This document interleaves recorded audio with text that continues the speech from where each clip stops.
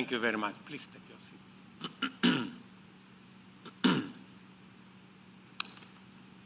Your Excellency, Denis Sassou Nguesso, President of the Republic of Congo.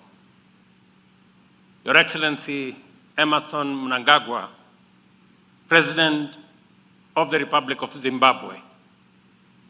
Your Excellency, Paul Kagame, President of the Republic of Rwanda. Your Excellency, Hassan Sheikh Mohammed, President of the Republic of Somalia. Your Excellency, Mohammed Yunus Memfi, President of the Presidential Council of Libya. Your Excellency, Mohammed Musa Faki Mahamat, Chair of the Africa Union Commission. Your Excellency, Evangelist Akiwumi Adesina, President of the Africa Development Bank. Your Excellency, former President Joaquim Chissano of Mozambique. Your Excellencies, Vice Presidents, Prime Ministers, representatives of heads of state, Your Excellency, Governor of Nairobi, Johnson Sakaja, Madam Martha Koome, Chief Justice and President of the Supreme Court of the Republic of Kenya, Excellencies, Ministers, Honorable Governors, ladies and gentlemen, I am delighted and privileged to preside over the opening session of the 59th Annual Summit of the Africa Development Bank Group. On behalf of the people and government of Kenya, I extend a very warm welcome to each of you and invite you to feel at home in this land of many delights. It is a great honor for Kenya to host the 59th meeting of the Africa Development Bank Group, especially as the group celebrates its 60th anniversary. Let me put this in context. We had also the privilege to host the 30th anniversary of the Africa Development Group in 1994. We are privileged to host the 60th. And I have requested the Africa Development Bank Group to offer Kenya the 90th anniversary in 2054. And I promise that even if I would be walking with a walking stick, I will attend. This milestone should frame our deliberations and engagements during these meetings. We are gathered here to reflect on the progress of our continent that has made in realizing the founding vision of this institution, the Africa Development Bank. Formed in the first decade following the independence of most African countries, the Africa Development Bank embodies the Pan-African ideology of sovereignty, prosperity, and unity. As a matter of fact, one of the founding communiques of this institution clearly declares the determination of African nations to use all our resources to lead all African countries to independence and achieve the development and prosperity of the continent in unity. That was done 60 years ago. And over 6 decades, the group, like the continent, has not only survived many crises and challenges, but has also grown stronger and achieved much in supporting economic growth and stability in our continent. It has become Africa's premier development financing institution.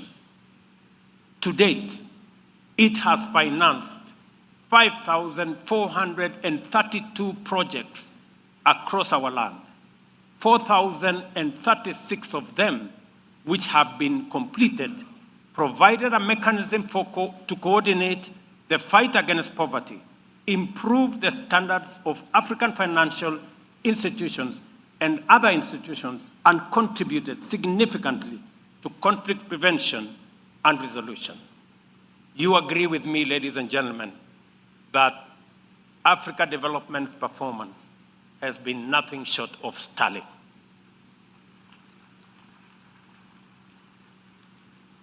I think they deserve a better round of applause.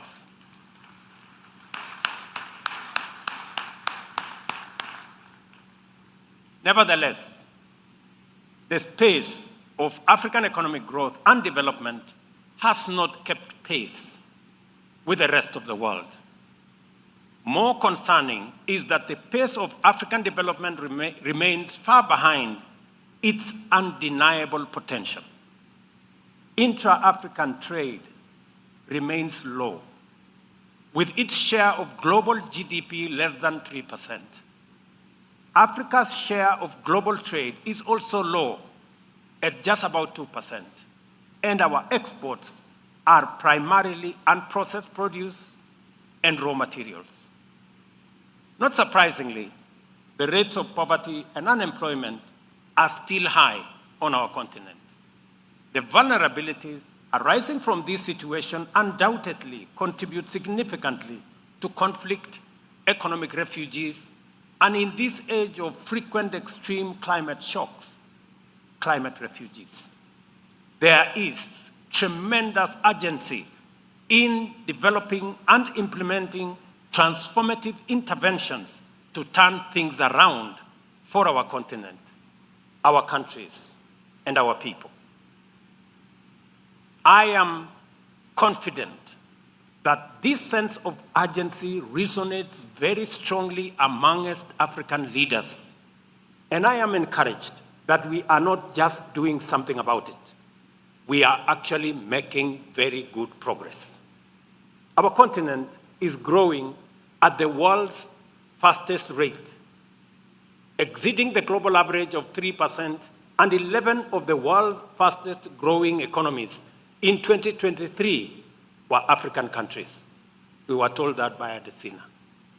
Between 2000 and 2002, Africa's real GDP increased at an annual rate of 4.3%, well above the global average of 2.9%.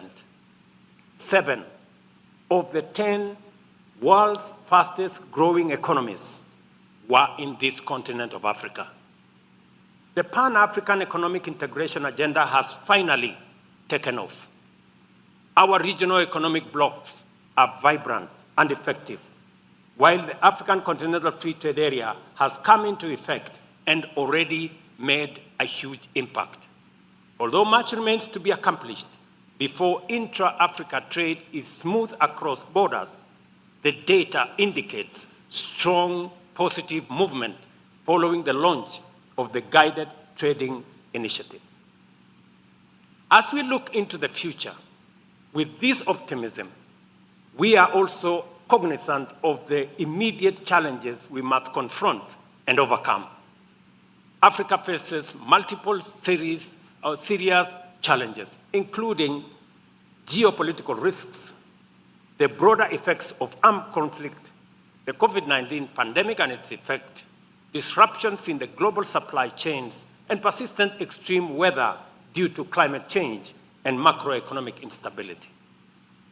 To compound this crisis, the economies of the continent continue to bear the burden of rising costs of servicing huge national debts, caused in part by high global interest rates and, of course, external shocks. I am, however, confident that the strong positive response by African leaders and nations to the Africa Union Agenda 2063 signals our collective intent to undertake radical transformation of African economies, achieve sustainable development goals, and unite our people in prosperity. We have what it takes to succeed, and current activities show movement in an encouraging direction. To achieve this transformation, a consistent commitment of substantial resources is required to invest in infrastructure, industrial capacity to deliver rapid growth. However, we face the rigid barrier of global financial architecture that is fundamentally misaligned with our aspirations. We routinely borrow from international markets at rates far above those paid by the rest of the world, often up to 8 or 10 times more. These rates are said to factor in something arbitrary called risk profile that is notably not applied when considering mineral extraction, even in areas of active conflict.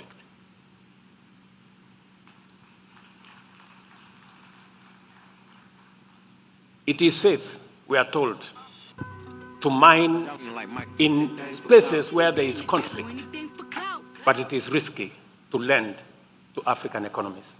What a contradiction. The debt problem faced by many countries, which consume the largest share of national resources and starve development agenda, we are a direct result of this unjust financial architecture. This situation not only makes debt unsustainable, but also undermines growth, prevents countries from investing in resilience, and denies millions of people, especially young men and women, their fair shot at life's opportunities. Africa remains most vulnerable to the effects of climate change, as evidenced by recent devastating floods, for example, in Kenya, and drought in Southern Africa, from which we are still working to recover, as well as other climate-related disasters across the continent. The adverse impact of climate change or the fiscal sustainability of many economies, especially in developing countries in Africa, deserves our serious attention. Despite contributing only 4% of global carbon emissions, we bear the brunt of climate change effects. Climate change is a threat multiplier. Its direct impact and related responses negatively affect our fiscal position through reduced revenues and increased public spending. The frequency of extreme weather events continuously diminish the resources available for public investment and provision of critical public goods, such as health, education, and other social services. In particular, climate change has often resulted in substantial reallocation of resources towards mitigation, adaptation, and resilience. This is why Africa advocates for a financial architecture that integrates the issues on climate change and public finance at the center.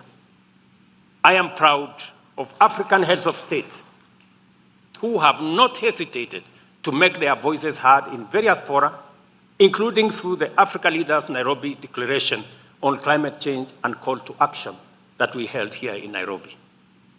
Climate change and sovereign debt are now firmly integrated, trapping governments in a vicious cycle where increasing losses and damage from climate impacts leads to rising costs of mobilizing resources for public investment. With such high financing costs and constrained government budgets, developing countries continue to struggle investing in low carbon and climate resilient development. At risk, therefore, are both climate action and our sustainable development goals. A better, more responsive, and fairer international financial architecture is urgently needed, and time here is of the essence. The financial architecture we advocate for as Africa today should integrate the continent's most challenging development issues of debt sustainability and climate vulnerability to enable development goals, SDGs, and Agenda 2063 commitments to be achieved. I am encouraged by Africa Development Bank's vision for the continent, underpinned by the high fives strategies and the objectives of the newly adopted 2024-2033 10-year strategy, which provide important foundations for these critical continental objectives. Let me agree with my brother, President Adesina, on the array of investments that he has spoken to this morning. Kenya is among the beneficiaries in a very big way of Africa Development Bank's financial might and their innovative financing of projects. Let me give you just 3 examples. Africa Development Bank became the first institution for us to build the first superhighway from Nairobi through Thika, and today they are dueling the same road all the way to Maroa, about 150 kilometers. Africa Development Bank worked with us to provide water and sanitation in 28 towns and cities in Kenya that today all of them are complete. And Africa Development Bank is building with us the largest water dam in Kenya in a place called Tuake.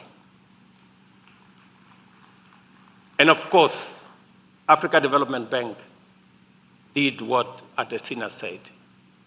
Last 10 years, working with Africa Development Bank, other multilateral banks, and friends, they have enabled Kenya to increase electricity connectivity from 27% in the last 10 years to 76% today.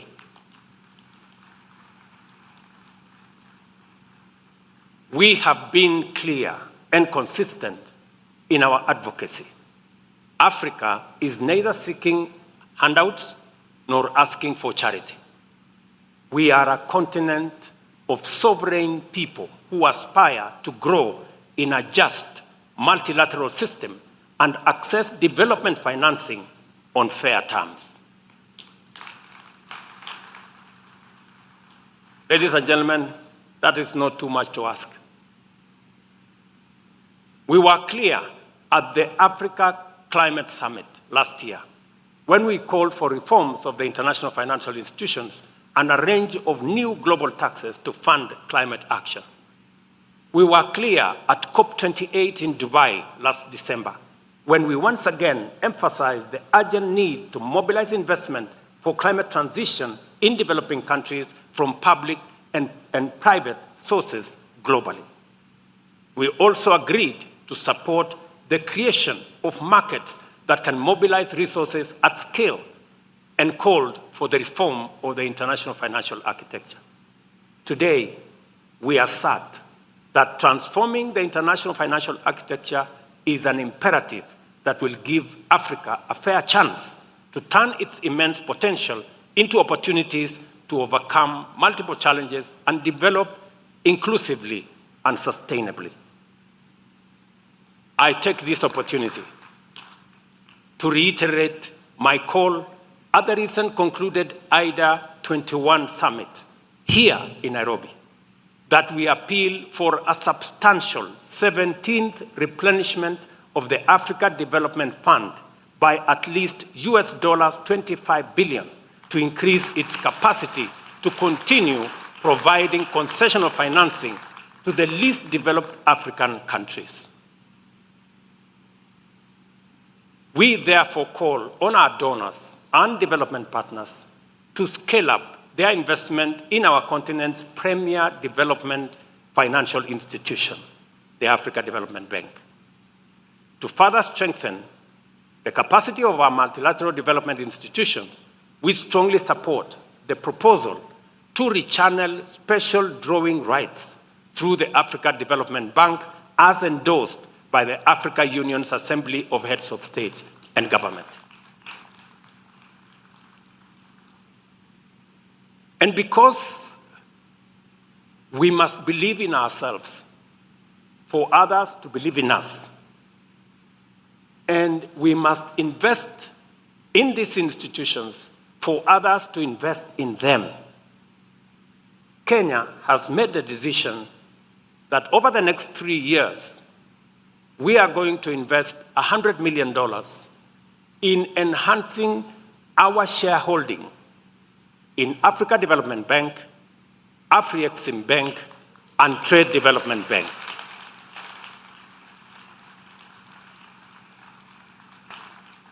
We have already made the investment in Afri-Exim Bank. I will be discussing with my brother Adesina on our investment in Africa Development Bank, because as nations in this continent, we must begin to understand that if others had to believe in our institutions, we must believe in them first as the owners.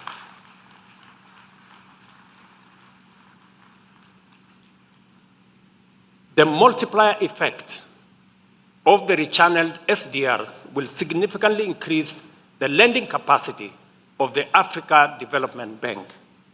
This initiative has the potential to unlock additional financing for high priority and transformational development projects, which are currently constrained by available resources.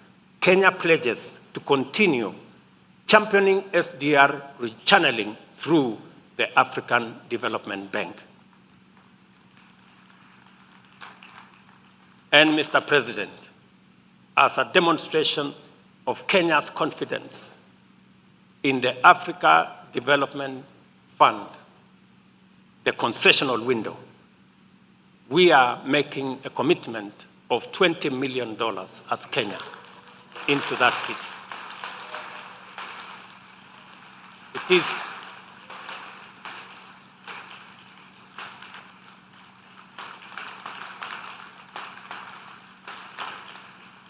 Thank you very much. Thank you. Thank you very much. It is a demonstration that for us to raise $25 billion,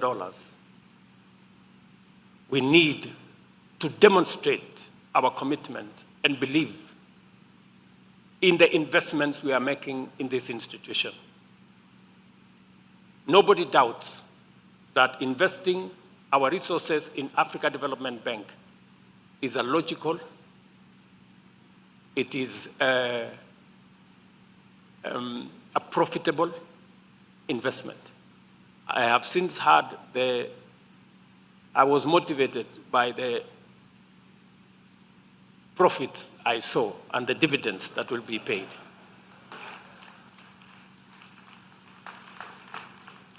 And I think it's a very worthwhile investment. I want to encourage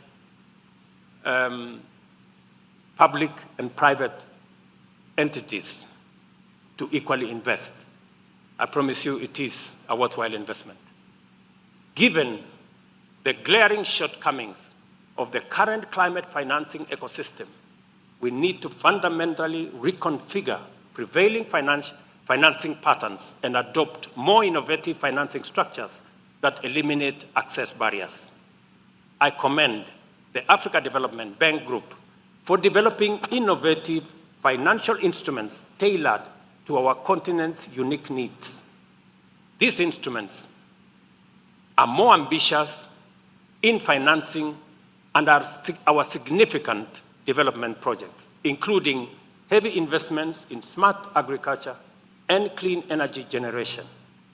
However, more financial resources need to be channeled towards climate adaptation in Africa.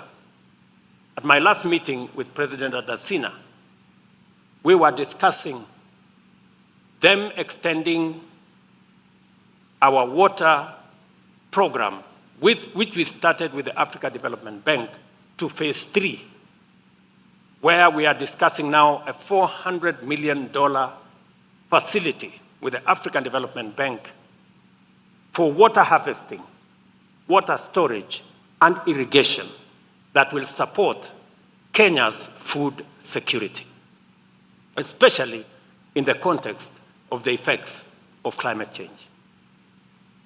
Ladies and gentlemen, at this juncture, I wish to underscore the critical role of the Africa Development Group's annual meetings in advancing progressive discourse, structured dialogue, and knowledge events. These engagements provide an opportunity for collective deliberation and facilitate the dissemination of relevant knowledge among high-level decision makers in Africa from different sectors, including government leaders, academics, and the private sector, among other key players. The 59th annual meeting takes place at an important juncture in our continent's developmental history. I am confident that all of us gathered here are able, willing, and ready to apply ourselves accordingly and do justice to our common agenda of taking Africa to the next phase of transformation through constructive deliberations. Let me say this finally. My colleagues, the heads of state and government in Africa, asked me to take over the baton from my senior, President Paul Kagame, on reform of institutions of the African Union. It is an assignment I intend to work on with the support of my colleagues, to align it with aspirations of today, and so that we can support more financial institutions like the Africa Development Bank and all the other continental institutions to support Africa's development and progress. As I take over the assignment from President Kagame, let me make 4 points on that reform. Number one, we will be proposing that the Africa Union Commission, the executive, be given sufficient power to be able to prosecute Africa's economic diplomacy so that we can unlock the potential of our continent, so that we can showcase the assets that we have, our mineral assets, our agricultural development assets, our human capital assets, our natural resources assets, and use them to create investment opportunities so that we turn our potential into opportunity and opportunity into investment and create a better Africa for all of us. Number two, to make Africa Union a fit-for-purpose organization to take charge of the consolidation of the African market through the Africa Continental Free Trade Area. Today, in Africa, intra-Africa trade is only 15%. Intra-Asian trade is 60%. Intra-European trade is 70%. Intra-Africa trade is 15%. We are struggling looking for markets everywhere except in our continent. We must believe in ourselves. We must first sell to the market that we have in our continent. It is the silver bullet. And it is what is going to increase the contribution of trade from Africa from 2% to the next level. Number three, we must make Africa Union fit for purpose to secure this continent. The Africa Union must take charge of our peace, security, and stability. The Africa Union must make us solve the problems of conflict and war in our continent. We cannot progress as a continent if there is war in Sudan, there is trouble in Somalia, there is problems in DRC, there is problems in the Sahel. We must take charge of our security. We must take charge of our stability, and African Union must step forward to be counted to provide that cover. And finally, the African Union must work with us to close the infrastructure gap. We will be proposing 4 assignments. The African Union was initially a liberation movement. We must repurpose it. We must re-engineer it so that it addresses the challenges of the moment. We will also be making a proposal to have a much more accountable African Union. Today, the Pan-African Parliament has no connection to the African Union executive. We are proposing that we are going to reduce the size of the Pan-African Parliament to make it much more cost-effective, from 275 members to 100 members. 1 woman, 1 man from every country. And make it a full-time organization. Let it approve the budget of the African Union. Today, the budget of the African Union is approved by people who are not people's representatives. We want the people of Africa to take charge of this continent. And finally, we must bring about the Africa Court of Justice so that we can sort out our issues. We don't want any African to be dragged to courts elsewhere to sort out our issues.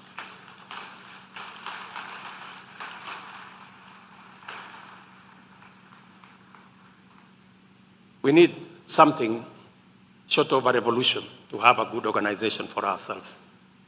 I look forward, ladies and gentlemen, to the output of these meetings, and I am optimistic that your recommendations for reforming the architecture of the global financial institutions will be as radical and as ambitious as the AU's Agenda 2063.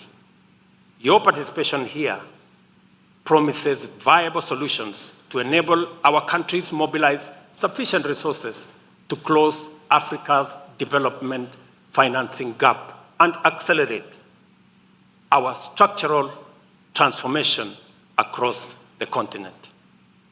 Ladies and gentlemen, the 59th annual meeting of the Africa Development Bank Group is now officially opened. I thank you.